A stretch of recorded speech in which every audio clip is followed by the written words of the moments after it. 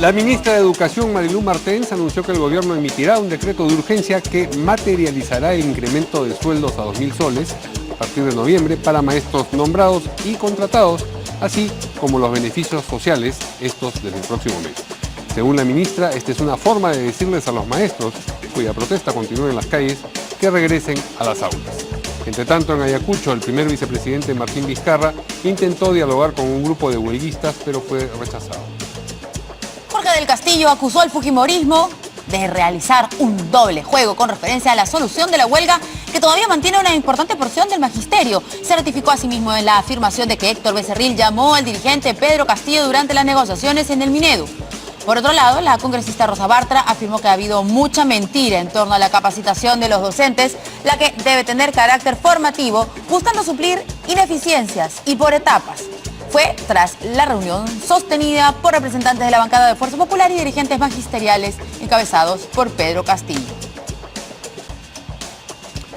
Todos sabemos que el Movadef es parte de Sendero Luminoso, pero necesitamos un pronunciamiento del Poder Judicial a través del caso Perseo. Eso marcará el inicio del fin del Movadef, sostuvo hoy el procurador para casos de terrorismo, Milko Ruiz.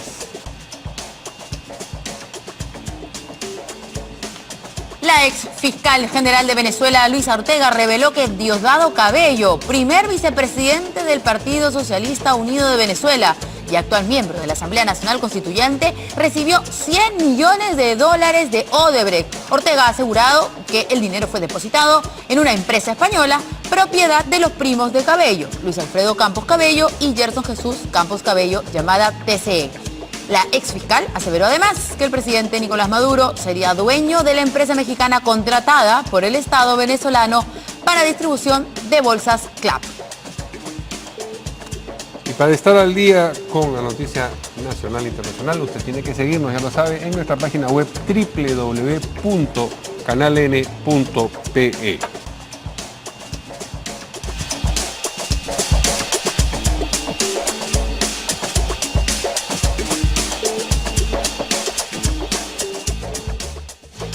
¿Qué tal, amigos? ¿Cómo están? Buenas noches, bienvenidos a una nueva edición de En Portada. ¿Cómo estás, Verónica? ¿Qué tal? ¿Cómo estás, Mario? Muy buenas noches. Vamos a presentar a nuestros invitados. Tenemos a dos parlamentarios, al congresista Héctor Becerril, aquí a nuestra izquierda, de Fuerza Popular, y también al congresista Elías Rodríguez, del Partido Aprista.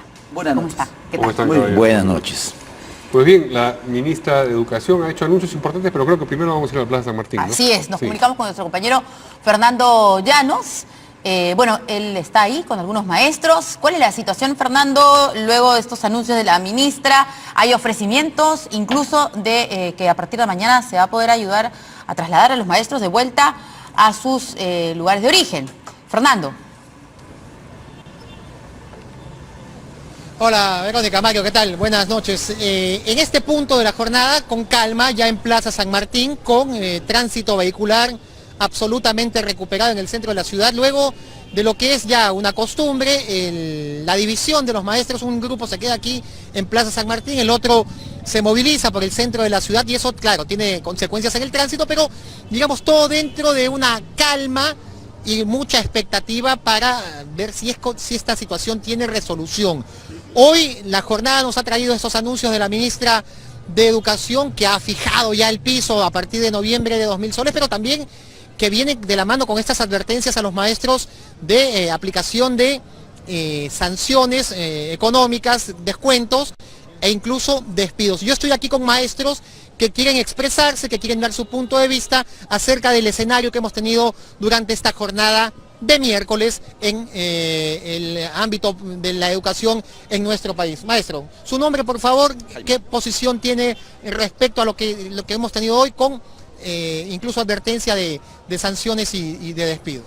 Lo único que está haciendo es provocar de que los maestros sean cada vez más tercos, tanto igual como la ministra. Porque ella lo único que está provocando es de que los maestros se enracen más y terminen respondiendo con mucha más fuerza. No fuerza de golpear ni irse contra los policías, que a eso lo están conduciendo. Porque al final los policías lo único que hacen es obedecer. Y obedecer a personas que están manejando la política de este problema mal. El tema de la evaluación, que es el punto de quiebre en esta situación. ¿A favor, en contra? no hay ningún profesor, absolutamente ningún profesor que se niegue a una evaluación. A lo que se está negando es la forma como lo están haciendo. Y como te explicaba fuera de cámaras, el problema está de que ¿quién te está haciendo evaluaciones? Te mandan semáforo, te mandan de ladrel, te mandan de perico los palotes. Cada uno de ellos tienen un criterio distinto que lo utilizan en base a las rúbricas. Y eso es subjetivo. ¿Qué terminan? Calificándolo, por más que uno se esfuerce a hacer las cosas bien, lo califican a mal. Si ahora, dentro del colegio, has tenido alguna discrepancia con el director, el subdirector, con la PAFA, ellos también terminan evaluándote. Y como tú has tenido algún tipo de discrepancia porque X razones, ¿no es cierto? Vienen y a la hora de evaluación vienen, por más que tú seas el mejor de los profesores y tengas las mejores maestrías, ya, me contestaste mal, ya, mal. ¿Qué termina? Te descalifican a ti por revanchismo, por X razones. Un tema que es importante destacar, Mario, Verónica, es que lo que podemos recoger como sentir de los maestros es que la evaluación es horizontal. ¿A qué me refiero con esto? La evaluación que se aplica para un colegio público de Lima es la misma que se aplica para un colegio, por ejemplo, en la selva o en los Andes, cuando hay alumnos con condiciones distintas. Maestra. Buenas noches. Nosotros como docentes no nos oponemos a la evaluación, pero lo que le faltó decir a la ministra es que muchos de nosotros tenemos alumnos inclusivos en las aulas, ¿ya? Entonces, ¿qué sucede? Cuando una de las rúbricas dice que tú tienes que estar en la misma clase a tus 30 alumnos, pero ¿qué sucede? Que dentro de los 30 alumnos hay 3 niños inclusivos. Esos niños tienen otro tipo de atención, en la cual el Ministerio de Educación no se encarga de eso. Para sintetizar, ¿están de acuerdo con la evaluación? Estoy de acuerdo con la evaluación, pero que esté de acuerdo a la realidad y que no sea al despido. Y las capacitaciones que sean, pero reales en el campo, porque muchas veces las capacitaciones son papelotes, PPTs, anda, corre, investiga el internet y nada en el campo. Y ellas son las menos indicadas. A ver, Mario, estamos aquí entonces en Plaza San Martín. Ese es el escenario que tenemos en este punto de la noche. Se espera la llegada de Pedro Castillo en cualquier momento. ¿Y cuál es el ambiente general, Fernando? ¿Cuánta gente hay? ¿Cuál es el ánimo de la gente? Por lo menos me dijo que se van a poner más tercos. La verdad, yo calculo, haciendo una visión por aquí, a ver, por favor, No, claro, Javier, es difícil, pero digo, comparado con los días estamos, yo anteriores, creo, por ejemplo. cerca a los... estamos, yo creo que superando los 7-8 mil maestros aquí. Es difícil hacer un cálculo porque se van movilizando y entonces... Sí, pero no hay comparado capacidad de con hacer lo que cuenta has visto directa. otros días. Permíteme 30 segundos. No, sí, seguimos teniendo un bloque grande. Seguimos teniendo un bloque grande. Permíteme, Mario, una última opinión de un maestro aquí que se quiere expresar. Su nombre, por favor. ¿De qué parte viene? Yo soy profesor del Callao, mi nombre es Eduardo Gulfe Arias, señor periodista. Bueno, gracias por la oportunidad. Yo lo que quiero decir, señor periodista, es la verdad, me siento indignado cómo nos trata la ministra, pero quiero ir a la capacitación para no hacerla larga. La capacitación, señor periodista, es un engaño. La ministra dice que nos va a capacitar 2, 3 veces, 4 veces. Cuando yo he estado en el Leoncio Prado, una semana hemos estado allá, es copiar y pegar todo lo que está en el Minedu, en el Perú Educa, lo hacen los capacitadores. Nosotros queremos una clase tipo taller. Yo soy de matemática. Que vaya un especialista del ministerio, para eso le pagan 5.000, 6.000 soles, tengo entendido, ¿no? Que vaya y que nos diga cómo es para trabajar con 30 niños. Ese programa funciona para 5 o 6 niños, de repente en otro país puede funcionar, pero acá con 30 niños no funciona. Esto es otra realidad. Ahí está entonces, hemos escuchado a los maestros. Claro. Muy bien. Hemos escuchado a los maestros aquí en Plaza San Martín, así que quedamos a la expectativa, Mario, Verónica. Muchas gracias a Fernando Llanos. Bien, regresamos a los estudios. Importante escuchar a los maestros. Y Fernando se ha ganado la confianza de los maestros aquí en la Plaza San Martín, porque los maestros que están acá en Lima, Mario, no confían en nadie. Por supuesto tampoco en los medios de comunicación, los periodistas. Algunos periodistas los han agredido. Sí, y yo entiendo que están molestos, pero poco a poco se ganó la confianza porque salimos en vivo y porque damos voz a todas las partes, como hemos visto ahora. Muy bien, como comentábamos, la ministra de Educación ha hecho anuncios hoy. Uno de ellos tiene que ver con un decreto de urgencia que va a recoger lo que se negoció, aunque no fue firmado en esta tratativa con la dirigencia magisterial encabezada por Pedro Castillo. Y tiene que ver con el aumento, el incremento del sueldo salarial a 2.000 soles. Esto va a funcionar a partir de noviembre, y hay otros beneficios sociales que es tanto para profesores contratados como nombrados, y hay beneficios sociales que van a regir desde el próximo mes. Sí. Además, se han anunciado facilidades para los maestros que están en Lima y quieran regresar a sus lugares de origen. Claro, eso para atenuar seguramente la presencia en Lima y el problema que supone las manifestaciones. Muy bien, ¿qué impresión tienen nuestros invitados de estos anuncios del sector de educación? Claro, nos ha dicho la señora Martens, pero es del gobierno, ¿no es cierto? Buenas noches, muchísimas gracias. Quiero expresarme como parlamentario, pero también en el transcurso de esta entrevista como secretario general del APRA, marcar una posición institucional y oficial. Decirle de que queremos lamentar en principio que no haya habido el oficio político, el expertise suficiente y necesario para poder traducir la realidad social, y que ha demandado unas respuestas muy tardías, un proceso de más de 60, casi 70 días de huelga. Y lo mismo ocurrió. ¿La crítica es al me refiero al gobierno, o a los congresistas? me refiero al encabezados por el Ejecutivo. señor del No, Castillo? me refiero al Ejecutivo, de una manera bien clara y muy precisa. Pero también quiero rescatar algunos aspectos que me parecen importantes y positivos. Creo que la plataforma de reclamos, de lucha y de reivindicaciones que consideramos en varios aspectos son importantes.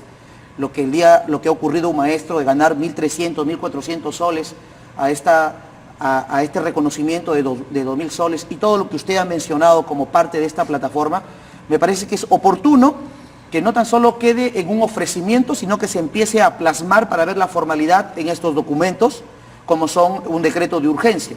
Sin embargo, en donde sí nosotros como bancada, o al menos como partido, también quiero señalarlo, creemos que la capacitación en nombre de la educación, que debe buscar un relanzamiento, una mejora, a través de una capacitación consciente, ordenada, y mejorando los criterios que han señalado los maestros, como los ejemplos prácticos, que me parece no puede ser motivo de una huelga de esta naturaleza. Exacto. Es decir, si tomamos esos casos prácticos, creo que eso se soluciona en una mesa, y que también quiero lamentar la forma tan difícil de la ministra de Estado de no poder tener este diálogo directo con las partes, motivados de repente por lo del ministro del Interior, pero creo que aquí faltó liderazgo, aquí faltó un criterio como para poder acercar estas diferencias y que pueda determinar finalmente en que nosotros nos ratificamos con una mejora salarial, mejora de condiciones laborales,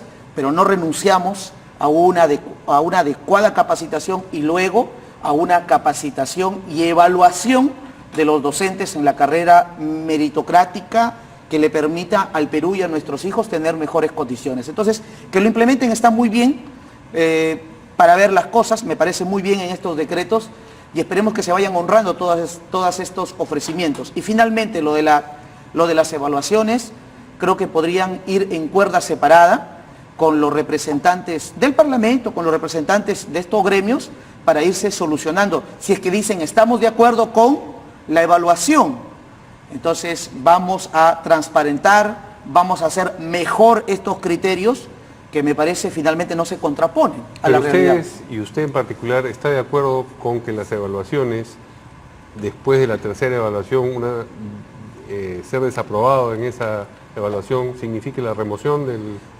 del maestro en cuestión? ¿O piensa usted, como por ejemplo piensan en el proyecto de ley del Frente Amplio, que solamente no se le asciende, pero que permanece en el magisterio esa persona? Con una adecuada, permanente capacitación, con una evaluación, con una siguiente evaluación, que me parece una evaluación extraordinaria, y una final, creo que los mejores docentes, después de esta capacitación consciente y veraz, deberían mantenerse. Y quienes no están a la altura, evidentemente, pues, tenían que tomar otros rumbos. Que salgan. Así es. Okay. Muy bien. Congresista Becerril. Héctor Becerril, ¿qué piensa primero de las medidas y luego la misma pregunta que le acabamos de hacer al congresista? Sí, yo creo que este decreto de urgencia se da de ya temas que han sido abordados y ofrecidos ya por la ministra. Acá lo malo está de que han ido solucionando los problemas por partes. Por ejemplo, primero el piso salarial, 2.000 soles, el pago de la deuda social, el incremento del PBI para la cartera en el presupuesto de educación, de tal manera que al final han dejado libre el tema de la evaluación. ¿Qué hubiese pasado? Como se hace en toda negociación, vienen 7, 8 puntos, todos tienen que estar condicionados el uno al otro. Porque, por ejemplo, si ya lograron tener el aumento salarial, entonces, ¿cuál es el incentivo para que los maestros finalmente acepten la evaluación? Yo estoy seguro que si no se hubiera negociado de esa manera, los maestros seguramente, ahora muchos estarían reclamando que levanten la huelga para hacer efectivo el pago de los 2.000 soles, ¿correcto? Pero ahora, como eso ya es un hecho consumado, han dejado el único punto y sobre eso, como digo, no hay ningún incentivo para que se resuelva. Yo creo que el tema central es la forma como se ha ido negociando estos temas, que no ha sido el más idóneo. Peor aún, la ministra nunca quiso dar la cara, nunca dialogó directamente. El haberlos llamado también violentistas, terroristas, los maestros, no ha ayudado a resolver el problema. Yo creo que ahora están en ese punto muerto. Los docentes dicen, por ejemplo, de que no están de acuerdo con la forma que se hacen las evaluaciones. Dicen, sí, estamos de acuerdo que nos evalúen. El día de hoy, en la reunión que hemos tenido, sí, manifiestan que no confían en las evaluaciones, claro, porque muchas veces ellas, por ejemplo, se venden, no se hace una evaluación correcta. ¿Quién va a supervisar cómo se realiza esa evaluación? Porque no es que va a ir la ministra a hacer la evaluación a cada uno de los maestros en esas aulas, tampoco. Plantean una evaluación con otros actores y también con otros conceptos. Pero al final de eso, sí, nosotros dijimos que podíamos ver ese tema. Podíamos de repente ver que ellos participen en una mesa de diálogo, en una mesa de trabajo, ver cómo se puede ir variando la evaluación, pero tiene que haber. Finalmente llegamos a la conclusión de que ellos aceptan la evaluación, lo que no aceptan es que después de una evaluación ordinaria y 2 extraordinarias, cuando no responden, sean apartados del magisterio. Es el punto que ellos se han planteado ahí, y nosotros sí creemos, y eso que quede claro. Que sí debe tener consecuencias la evaluación. Obviamente que sí, si no, ¿para qué evalúo? Y los maestros, una forma que los mejores maestros se queden en las aulas educando a los niños el futuro del país. Entonces, ¿cuál es la alternativa? ¿Cuál es la alternativa? Porque están en lo mismo, ese es el punto muerto, ¿no es cierto? ¿O no? En ese punto, la alternativa para nosotros no hay otra. Es que obviamente... Mejorar el tema de la evaluación, pero que igual a la tercera se van. Esa es una posición orgánica del fujimorismo. Sí, yo lo que he planteado es lo que hemos conversado, pero como repito, sí, no es que al final ellos digan, modificamos la forma de evaluación y con eso al final aceptamos las consecuencias. Y yo hoy día... sí, hemos entendido, que ellos quieren modificarla y no aceptar las consecuencias. Es, clarísimo. Sí. Ahora, hoy día Kenji Fujimori, que pertenece a su bancada, ha publicado un artículo sobre este problema y tiene un párrafo que a mí me ha llamado mucho la atención. Dice, no tiene que haber necesariamente un límite en el número de evaluaciones. Si el maestro no aprueba la tercera oportunidad, puede haber un plazo para intentar una cuarta o una quinta evaluación. Entonces, eso no corresponde a la posición del fujimorismo. Ustedes no estarían de acuerdo con una figura de esta naturaleza. Obviamente que no, porque entendemos, como digo, de que hay una evaluación ordinaria actual, hay 2 extraordinarias, y si el maestro no responde a la evaluación, no puede quedarse en las aulas, eso es claro. Como digo, de repente podemos modificar la evaluación, y si hay puntos que podrían modificarse. Por ejemplo, en la evaluación dice, si el maestro, por ejemplo, en su evaluación se considerará que los ambientes de la institución educativa se asegura. El maestro, ¿qué tiene que ver con eso? Eso tiene que sacarse. También dice otro ítem de evaluación de que si un determinado porcentaje de alumnos no guardan, por ejemplo, la atención, también... Por tanto tiempo, así también, es, eso tampoco. Ahí también ellos no tienen que ver. Por ejemplo, alumnos que lamentablemente tienen desnutrición, anemia, no tomaron el desayuno, no tienen glucosa en sus momentos en el cerebro. Que trabajan en la chacra, que sus papás les pegan, no sé, 50 cosas. Esos temas, por ejemplo, tendrían que evaluarse, pero hay temas puntuales que sí tienen que mantenerse. Muy bien. Vamos a escuchar lo que dijo hoy día la ministra, porque hemos aludido a ello, pero no la hemos visto ni escuchado. La política de diálogo con los maestros siempre está abierta, con cualquier profesor. Negociaciones, ya no hay negociaciones a nivel nacional, los pliegos que se atienden ya son a niveles regionales. Todas las regiones están abriendo mesas técnicas para atender ya los temas regionales. Ya nosotros hemos anunciado a nivel nacional todos los beneficios para los docentes. Todos estos beneficios que se anuncian son a partir de este año y esto se va a materializar a través de este decreto de urgencia que nos permite poder asignar el presupuesto para poder contar con este beneficio de los docentes. Nosotros estamos cumpliendo, los docentes nos piden a través de qué instrumentos, a través de qué documentos se materializan los ofrecimientos, los compromisos que el Ministerio de Educación ha anunciado. Este decreto de urgencia es la manera de materializar los compromisos que se empiezan ya a ver a partir de este año, del próximo mes. Profesor. La ministra dice que ya no va a haber negociaciones aquí en Lima con, digamos, a nivel nacional, con todo el gremio magisterial, sino que estas negociaciones van a corresponder a las regiones. Y sin embargo, los maestros o parte de ellos continúan acá en Lima. Ojalá no tenga que desdecirse, porque cada vez que hace un anuncio y luego esto es socavado por la realidad o por las medidas que adopta el propio Ejecutivo, lo que queda mediado es la autoridad de la ministra. Del gobierno en su conjunto, en realidad, por supuesto. ¿No? Muy bien, vamos a una pausa y vamos a regresar para seguir hablando de este tema, pero en particular por un intercambio que ha habido entre el congresista Héctor Becerril acá presente y un compañero de partido. ¿O es un intercambio entre fujimoristas y apristas? Ah, bueno, eso vamos a averiguarlo. ¿No? Vamos a ir a comer algo, ¿no? A ver, vamos a ver. Vamos a volver con eso. Bueno, a ver, como ustedes saben, durante el fin de semana, el congresista del Castillo, Villanueva, Edmundo del Águila, la congresista Pariona, también Ceballos del oficialismo, estuvieron en el Ministerio de Educación tratando, ¿no es cierto?, de colaborar y de llegar al fin de la huelga. Finalmente no se pudo, se llegaron a varios acuerdos. Se llegó a ese mismo punto muerto que han mencionado, punto muerto, ¿no es cierto?, de la evaluación. El tema de la evaluación. Pero en medio han surgido ahí algunos problemas. El señor del Castillo ha acusado directamente aquí al congresista Héctor Becerril de haber querido de alguna manera sabotear, ¿no es cierto?, este diálogo que se había iniciado, diciendo que el señor Becerril estaba que llamaba o de repente mandaba WhatsApps, había hecho su grupo de WhatsApp así tipo mototaxi, y de repente se llamaba Huelga para Siempre, no sé, y entonces trataba de llamar por teléfono durante las conversaciones que se estaban dando ahí en el Ministerio de Educación. El congresista Héctor Becerril le ha dicho que no, pero el congresista del Castillo persiste. Vamos a escuchar, para no estar citando fuera de contexto. ¿No te gusta la explicación de lo que ha dicho el congresista del Castillo? Y después, por supuesto, va a responder acá el congresista Becerril presente. Que el señor Becerril llamaba por teléfono al señor Pedro Castillo mientras nosotros estábamos hablando, eso ponía en evidencia un doble juego. Y lo quiero demostrar de la siguiente manera. Primero, que no solamente lo digo yo, lo han dicho los demás, y creo que lo ha dicho el propio Pedro Castillo en televisión. Pero no es que me llamó, solo me llamó, no, él dice, me llamó y me dijo que Keiko había ofrecido dar delegación de facultades extraordinarias para resolver el tema.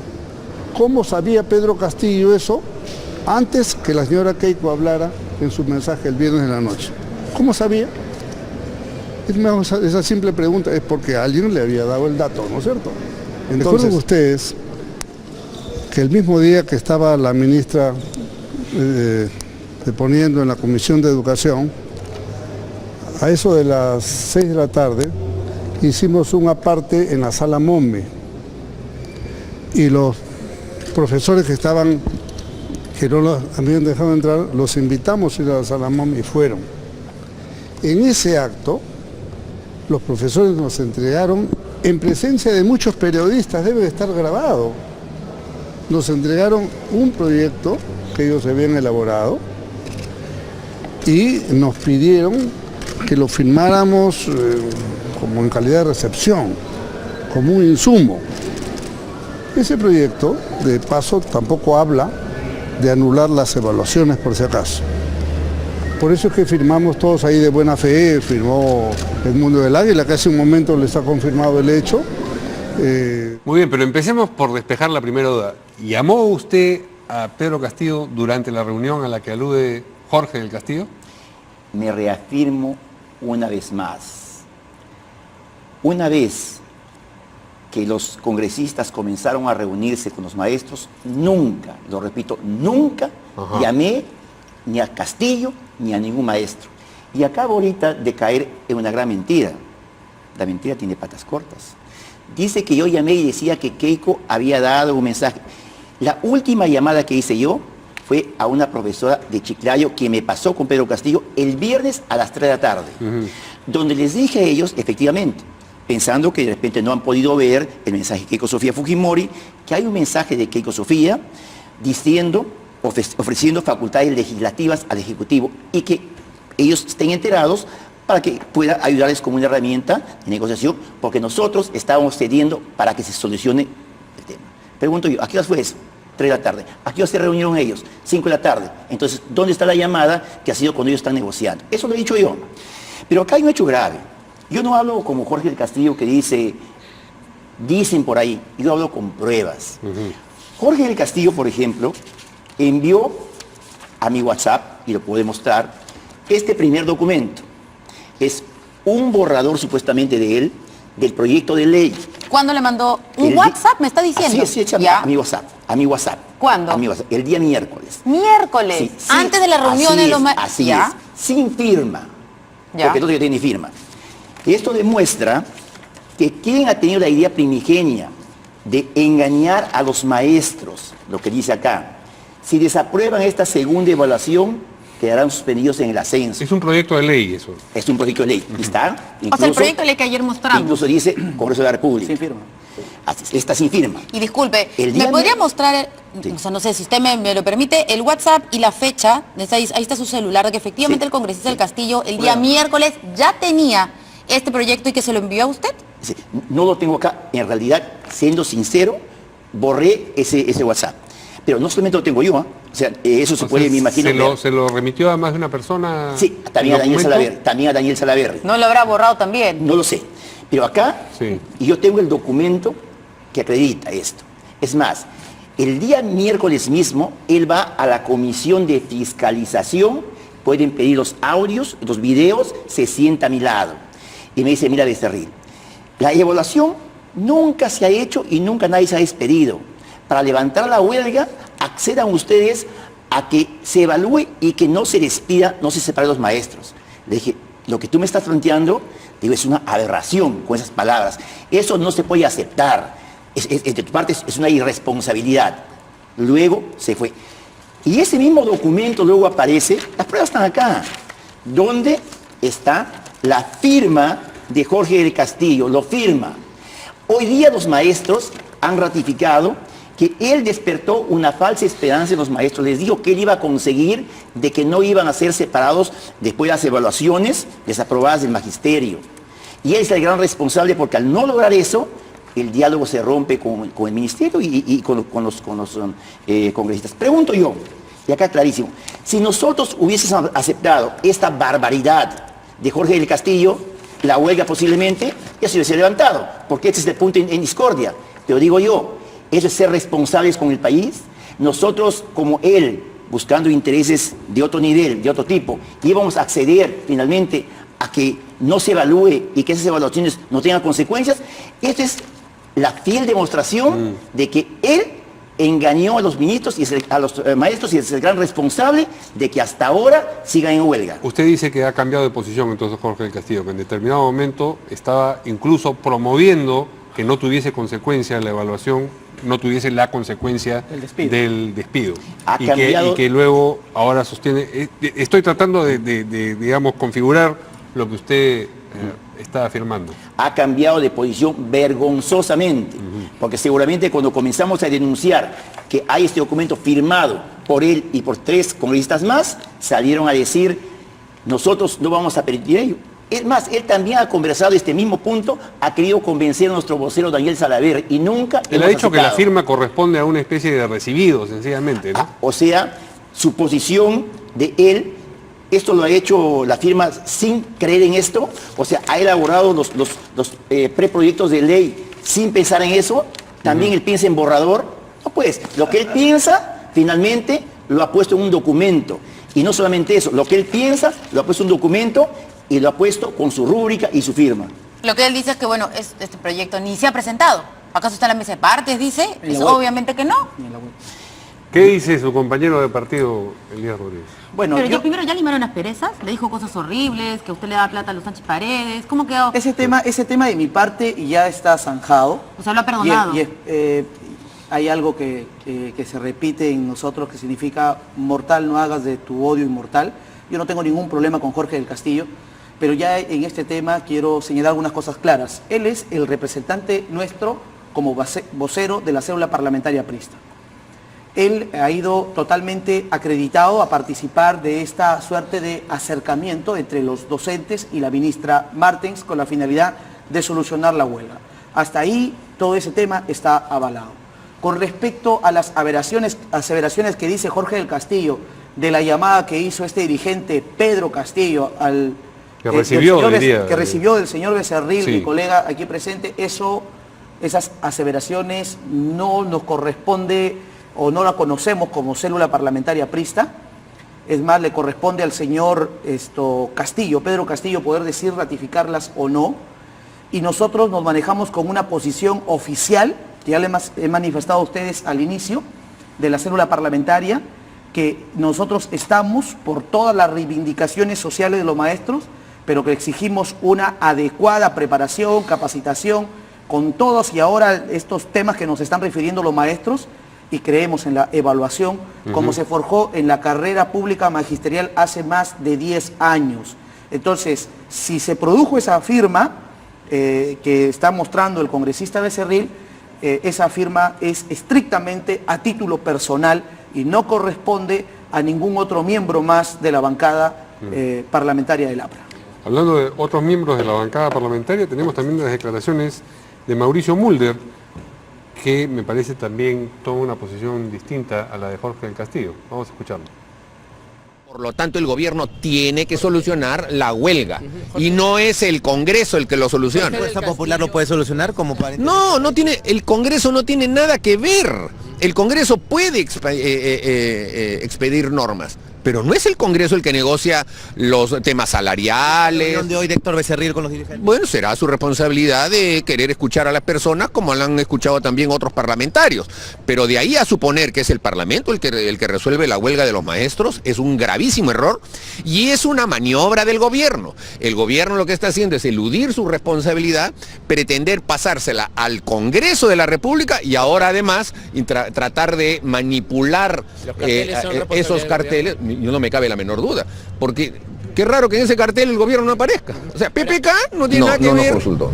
Yo no he tenido conocimiento de ese proyecto, sino hasta que me enteré que el congresista Arana lo tenía y le pedí una copia y me la dio. ¿Qué le parece? Bueno, eso es un proyecto presentado por 4 congresistas. Que sean voceros, pero son 4 congresistas nada más. El resto de los parlamentarios no hemos tenido conocimiento de ese proyecto. ¿Están de acuerdo? Y si yo lo hubiese, se me hubiesen consultado, yo no lo hubiera suscrito. Porque en ese proyecto se está estableciendo una claudicación en materia de la evaluación. Se está diciendo que la evaluación a la persona que 3 veces es jalada, lo único que va a perder es la posibilidad de ascender. Bueno, pues lo que nosotros hemos... Escuchábamos la opinión de Mauricio Müller, han ubicado el WhatsApp. Así es. Y claro, el congresista Becerril decía que también el vocero de Fuerza Popular, el señor Salaverry, había recibido esta propuesta del congresista del Castillo. Entonces yo un poquito de broma le decía, de repente también lo ha borrado. Pero felizmente que nos está viendo el congresista y nos ha mandado un pantallazo del WhatsApp que el congresista Jorge del Castillo le envió el 14 de agosto. 14 de agosto. A ver si pueden ver ahí. Ya no se ve muy bien, pero este link de aquí dice proyecto de ley magisterio. Remito proyecto de ley sobre reforma educativa que podría resolver la huelga magisterial. Fecha 14 de agosto es el WhatsApp del congresista. Acá veo su foto, Jorge del Castillo. El 15 de agosto le pregunta, ¿pudiste conversar el tema que hablamos? Sí, en vista que Héctor está viendo ese tema, le encargaron a él que coordine. Ok, gracias. Y termina así con una manito de... Entonces, excelente. permíteme, con esto se acaba la patraña de Jorge del Castillo. Él desde mucho antes venía con este proyecto de ley donde, como repito, muestra su posición personal, no la posición de la bancada aprista, donde, como digo, dice, si desaprueban esta segunda evaluación, quedarán suspendidos en el ascenso. Él sigue mintiéndole al país, le mintió a los maestros, él es el gran responsable de que la huelga continúe, porque creó falsas expectativas en los maestros. Permítame solamente discrepar de la manera más respetuosa con Héctor Becerril. Yo no creo que haya sido suficiente la participación de Del Castillo, por más que yo pueda tener discrepancias con él muy abiertas o muy internas. Yo no creo que una persona haya tenido esta capacidad de poder frustrar este hecho. Lo que ocurre aquí, y no lo podemos soslayar, lo que pasa es que los maestros no están de acuerdo con el tema de las evaluaciones y una correspondiente despido. Yo quisiera que esto lo superemos, señores de la prensa. Yo quisiera que nosotros pasemos a ser más proactivos en la medida de que, muy bien, nos hemos podido equivocar de diferentes lados, pero corresponde ya esta última parte que parece ser el meollo del asunto, y demos este tema la mejor performance para salir de esta situación. Tenemos también la opinión del congresista Salaverry, que es vocero de la bancada de Fuerza Popular, sobre las evaluaciones y que ratifica a nombre de Fuerza Popular el respeto a esa medida. ¿Qué es lo que puede esperar los profesores de esta reunión con Héctor Becerril y con integrantes de su bancada? ¿Qué es lo que se espera? Bueno, vamos a escucharlos, vamos a darles a conocer nuestra posición y vamos a ver de qué manera podemos llegar a un punto de entendimiento sin que eso signifique claudicar en este principio que significa apostar por una educación de calidad para nuestros hijos. ¿Harán la anulación, la derogatoria de la ley de reforma magisterial? ¿Ustedes cuál sería su opinión? Nosotros hemos tomado una decisión como bancada en mantenernos firmes en que se tiene que respetar el artículo 23 de dicha ley. Es decir, que los maestros tienen que ser capacitados, luego tienen que ser evaluados y lamentablemente aquel que no pase 2 o 3 evaluaciones va a tener que dejar los salones de clase. Pero claro que Fuerza Popular hoy no puede. Bien. Bueno, hay que reiterar antes de ir al siguiente tema, Mario, Sí. que las cámaras del Canal N, por supuesto, están abiertas para que el congresista del Castillo pueda hacer sus descargos. Entiendo que mañana Y por la explique- mañana está acá en el noticiero de 6 a 9 al final y va a declarar sobre eso. Muy bien, ahí le vamos a consultar Así es. seguramente Y sobre le vamos el a pantallazo. recoger lo que se ha dicho hoy día. Vamos a una pausa y regresamos con lo que ha dicho el procurador para casos de terrorismo, Mirko Ruiz, sobre la necesidad de un pronunciamiento del Poder Judicial sobre el caso Perseo. Volvemos. Muy bien, el procurador para casos de terrorismo, Mirko Ruiz, se manifestó, se pronunció hoy día acerca de la necesidad de que el Poder Judicial pues finalmente emita opinión sobre el caso Perseo, y tenemos la claqueta con lo que ha dicho. A ver, vamos a leer. Todos sabemos que el Movadef es parte de Sendero Luminoso, pero necesitamos un pronunciamiento del Poder Judicial a través del caso Perseo. Eso marca el inicio del fin del Movadef. En el 2014 se hizo un operativo que incluyó incluso una requisa en el penal de Abimael Guzmán y se encontraron documentos que relacionaban directamente a Abimael Guzmán con el Movadef. A pesar de que Abimael Guzmán en algún momento, en alguna de las audiencias, dijo que él no tenía nada que ver con el Movadef, que respetaba esa agrupación, pero que era distinta a Sendero Luminoso. Hay que recordar que desde el 2015 el Movadef se unió a otras agrupaciones para poder inscribirse en el Jurado Nacional de Elecciones, para poder postular a las elecciones de 2016. Y no se le permitió. No porque eran terroristas, que para todos son terroristas. Pero la ley no lo dice. Pero no fue por eso, fue porque no alcanzaron las firmas, felizmente, que no las alcanzaron. Yo no sé si ahora las alcanzarían. Lo cierto es que ahora yo creo que siguen todavía con Y también el camino me abierto parece, para hacerlo. porque mencionaban el pensamiento Gonzalo en el cuerpo, digamos, Eso de fue en el ideas. 2015. En el 2016 hubo una resolución nueva, el 1 de agosto del 2016. Y felizmente no me han alcanzado las firmas. Pero, porque Claro, entonces lo del lo que- pensamiento Gonzalo, agarran y lo Sí. sacan, y punto. Entonces, eso está pendiente todavía. Creo que no le estamos dando las herramientas legales al Jurado Nacional de Elecciones para que ahora, luego de sus padrones que deben de estar ahí, ¿no?, prestos en la Plaza San Martín para que firmen los maestros, porque nosotros sí defendemos sus derechos, no como la clase política que los quiere sacar del magisterio. Firmen, por favor, a ver si ahora sí colectan las firmas y las regionales y municipales vamos a tener. Pero lo que reclama el procurador Milko Ruiz creo que no tiene solamente alcance electoral, tiene también alcance de cómo se sanciona o no se sanciona eventualmente a quienes están, si se criminaliza o no se criminaliza. Si hay sentencias sobre el caso Perseo, que hablamos de estas incautaciones que se hizo incluso de la celda, se declara ilegal el Movadef y no van a poder postular. Pero a ver qué dicen nuestros invitados. Esto se inicia en el año 2012, donde en la captura de Artemio encuentran documentos, uno de ellos es el plan de construcción del partido, y también es el trabajo por el movimiento por la amnistía. Entonces, al encontrar estos documentos con Artemio, estos documentos también se encuentra en el 2014 en esa operación Perseo que hubo. Entonces, y ahí se ve pues que hay una relación directa de Sendero Luminoso con el Movadef. Es más, el fiscal dice, Movadef no es parte de Sendero Luminoso, dice, Movadef es el mismo Sendero Luminoso. Entonces, acá lo que se trata es de demostrar exactamente eso, que el Movadef salió con una relación íntima de Sendero Luminoso y por lo tanto, siendo lo mismo, quienes pertenecen al Movadef deberían ser investigados como terroristas. Esa es la figura que se da, ¿no? Y solamente agregar un hecho importante, producto de este tiempo que estamos viviendo, estas acusaciones, estas imputaciones que vienen haciendo y que generan que esta lucha social se vea opacada por algunos individuos que están ilegales ante nuestra sociedad y que proclaman el tema del terrorismo, aparece un procurador, en este caso Milko Ruiz, que le dice al Poder Judicial, es hora de que te pongas la camiseta. Fueron las palabras un poco cercanas a esto y emite una sentencia, la que corresponda, y se pueda demostrar la total ilegalidad de este movimiento brazo político de Sendero Luminoso. Y algo que quiero aclarar, este procurador ha alcanzado al Ministerio de Educación una relación de personas procesadas y sentenciadas por terrorismo, y de las cuales 3 de ellas están vinculadas al CONARE, que se encuentran vinculadas al caso Perseo. En todo esta reflexión, creo que los poderes del Estado y la justicia que tiene que administrarse aplicando la ley y las pruebas pertinentes tienen ya que emitir acción concreta al respecto para que la consecuencia de lo demás pueda seguir su curso y su camino.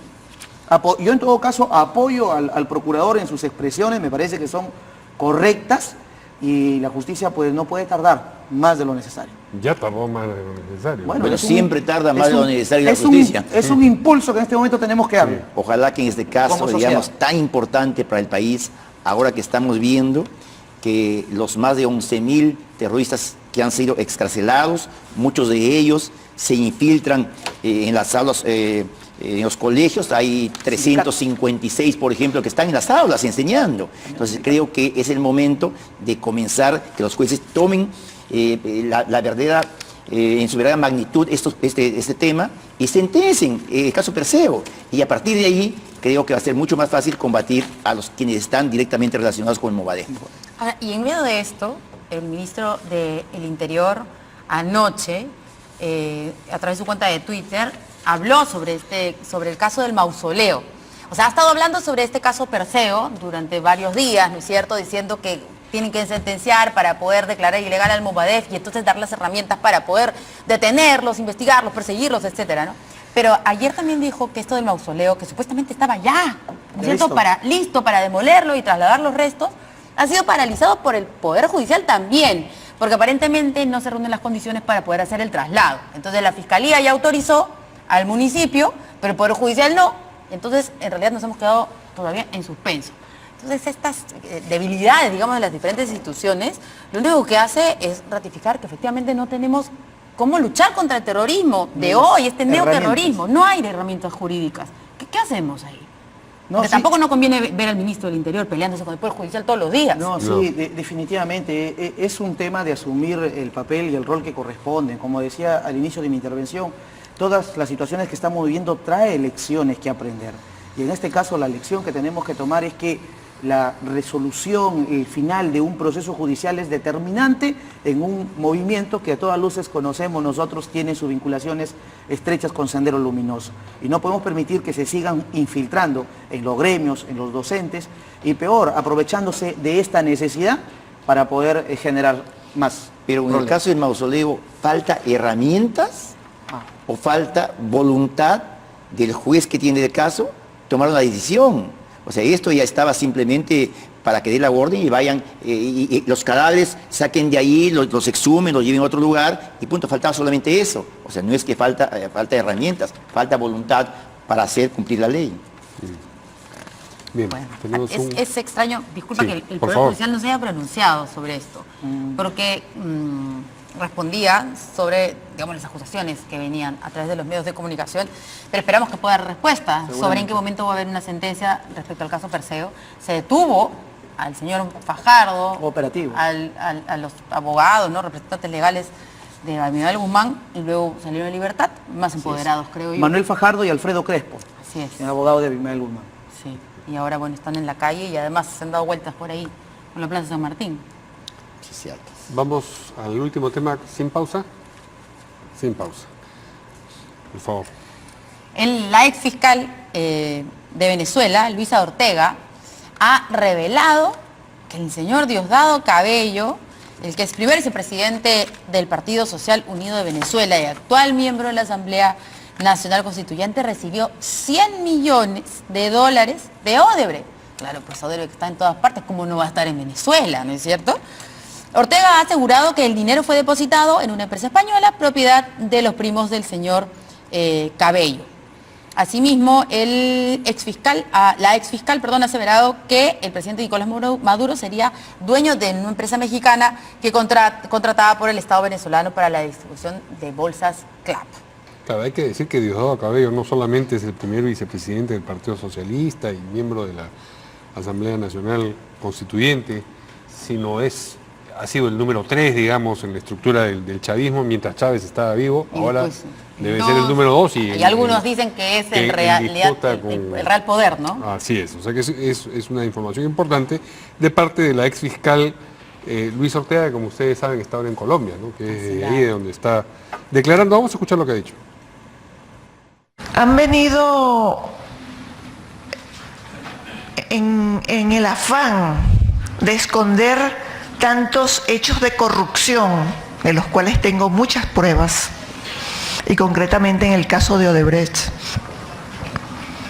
que compromete a muchos altos funcionarios venezolanos, empezando por el presidente de la República, los miembros de la Asamblea Constituyente, Diosdado Cabello, Jorge Rodríguez, etcétera, y otros. Porque en el caso de Odebrecht hemos detectado que a Diosdado Cabello le depositaron $100 millones en una empresa denominada, esa es una empresa española, denominada TSE Arietis, cuyos propietarios son sus primos. Me corrigen de producción, dice que se fue primero a Colombia, pero acá está en Brasil ahora y está pidiendo asilo a Estados Unidos. Y veíamos ahí en las imágenes, a ver si nos ayuda la producción a corroborar, detrás de la ex fiscal venezolana. Una figura conocida. El fiscal de la Nación. A mí me pareció, ¿cierto? También, sí. ¿No es cierto? Hacia el lado izquierdo. Ahí está. Sí. Ahí está. Es en Brasil, hay un encuentro de fiscales. Bueno, es que han estado todos ahí reunidos en esta junta de fiscales sobre el caso Odebrecht, ¿no? Bueno, estamos presentes por lo menos, esperando la información. Bien, a ver, nuestros invitados, por favor. Bueno, hay que recordar un poco que Diosdado Cabello es un chavista bastante representativo, como aquí lo han establecido. Ha sido operador político de Chávez y ahora de Maduro, y no tan solo tiene estos cuestionamientos. Hay algunas voces que refieren problemas también de corrupción y problemas con temas de narcotráfico en esta nación. Y la verdad que a nosotros no nos sorprende esta situación, dado de que se trata de una dictadura, dado que se violan derechos humanos, dado que en Venezuela lamentablemente la justicia no se promueve para poder aclarar las cosas. Y esta señora ha sido fiscal también en el tiempo del chavismo y conoce el monstruo por dentro.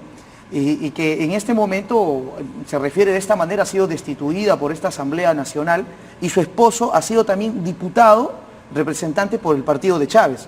Entonces, en esta circunstancia, a raíz de este viaje a Brasil, ella ha establecido estos elementos que sin lugar a dudas, cuando se restablezca la democracia en Venezuela y también la justicia internacional, seguramente tendrán que ser ventilados. Lamentablemente los problemas de Venezuela ponen en riesgo y en peligro la situación incluso de la región, por todo esto cómo se ha degenerado. Yo creo que esto es una vergüenza que prácticamente a nivel de toda Latinoamérica, Odebrecht ha ido corrompiendo a mandatarios, a presidentes, a funcionarios de primer nivel. Y hay que recordar también pues de que quién es el que manejaba los hilos de cómo tenían que enviarse los dineros. Lula. Él es el que ha sido, decía, a este gobierno le damos, a este candidato le damos, acá le damos, de acuerdo, digamos, a su filiación ideológica. Entonces creo yo de que así como ha llegado a Venezuela, a Ecuador, a Colombia, al Perú, ¿cuántos países más han llegado? La corrupción de Odebrecht ha hecho muchísimo daño, no solamente al Perú, creo que a toda Latinoamérica.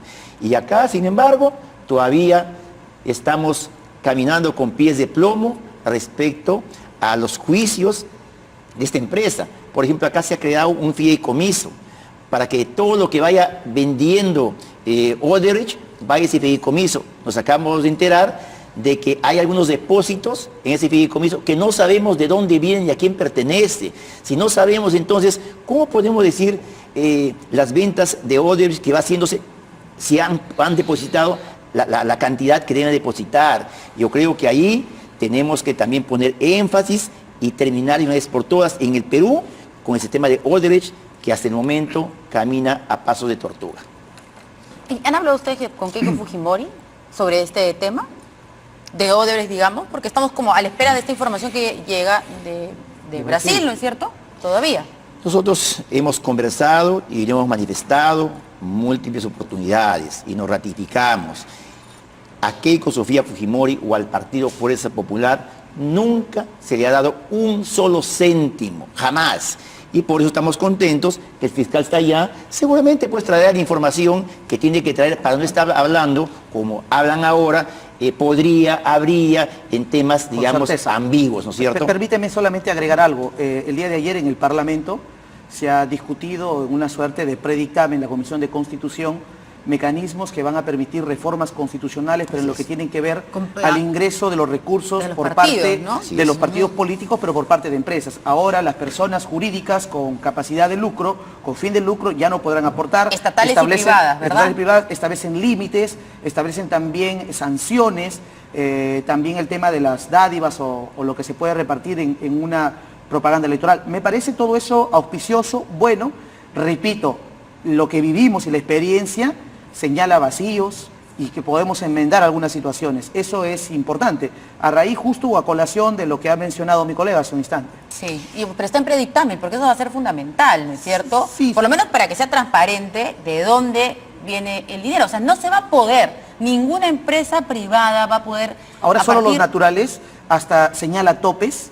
Incluso aquellas personas que hayan tenido procesos o sentencias sobre determinados delitos tampoco van a poder... Relacionados todos al Estado. Pues, ¿no? Al lavado de activos, a temas con la administración pública, no van a poder tampoco aportar.